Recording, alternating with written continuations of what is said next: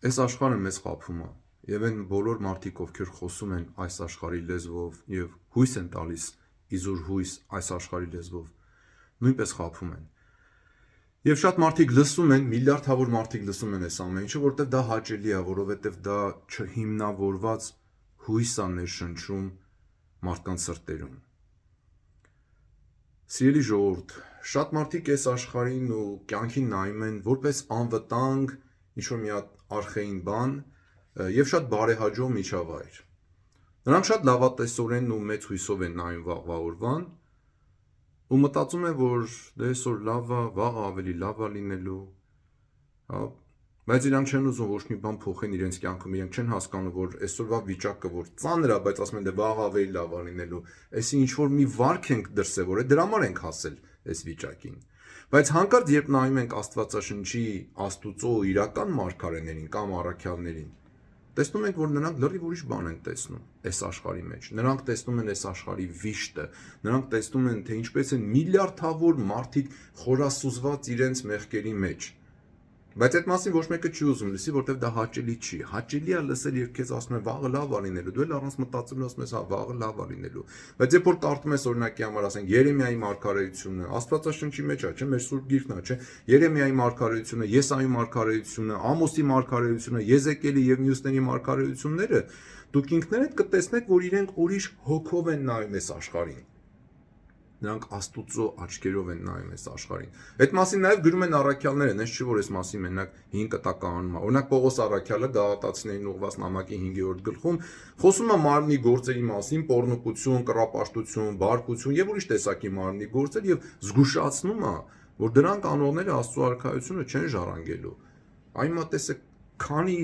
հոգի գիտեք, որ սխալ կյանքով են ապրում, մարմնի գործերով են զբաղված եւ չեն անում այն գործը, այն ճանապարհը, այն վարքով չեն գնում, որը Աստվածը մեզ սովորեցնում։ Իրենք գնում են սեփական ցանկության հետևից։ Հակոբոս առաքյալն է գրում իր նամակի մեջ, կարծեմ առաջի գլխում, եւ բացատրում է, թե ինչպես սեփական ցանկությունը մեղք է ծնում։ Եվ մեղքն էլ մահ է ծնում, երբ որ մարդը գնում է սեփական ցանկության հետևից։ Դուք հիշում եք, այս վերջերս ես մի հատ ձայնագրություն էի արել Երուսաղեմում, որտեղ որ խոսում էի իրական հավատքի մասին եւ պատենդավորված հավատքի մասին, ինչպես որ ասենք կա իրական iPhone եւ կա կեղծ iPhone, չէ, օրիգինալը եւ կեղծը։ Այնտեղ էլ այդ կեղծեն է, երբ որ դու գնում ես քո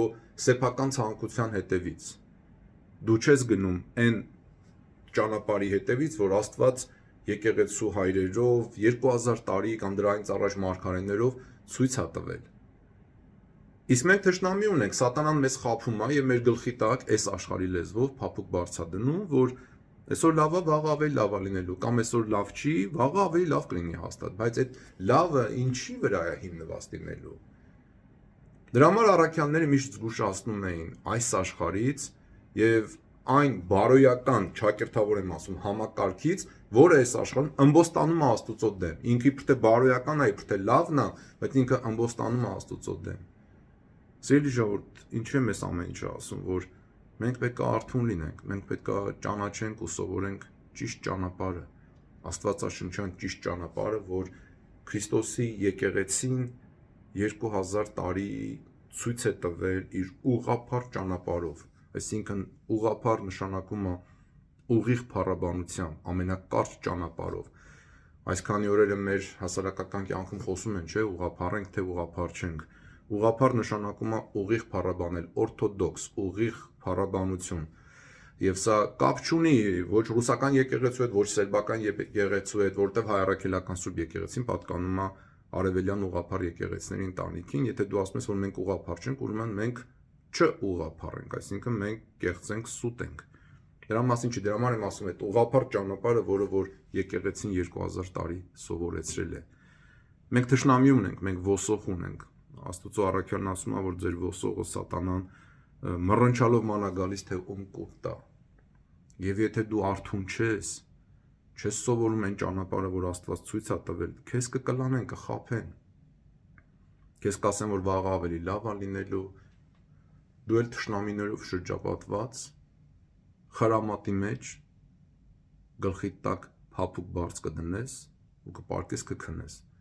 ու թշնամիները կհարձակվեն քո վրա ու ծվեն կանեն։ Սա ես ասում եմ լրիվ հոգևոր իմաստով։ Սիրելի ժողովուրդ, պետք է հեռանանք ամեն տեսակի պղծությունից։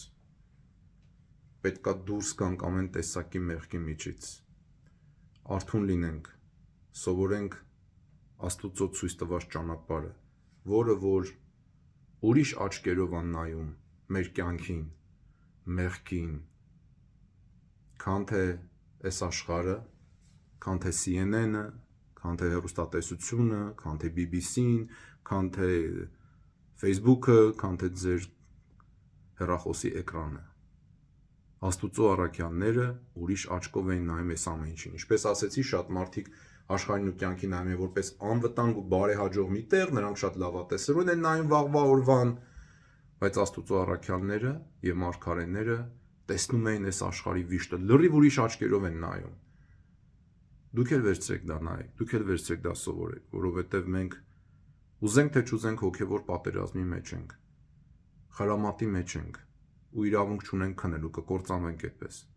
Մեզանից ամեն մեկը պետք է հրաժարվի աշխարհից, մեր պետք է հրաժարվի մեղքից, այս աշխարհիկ մտածողությունից եւ կյանքին նայի Քրիստոսի աչքերով, կյանքին նայի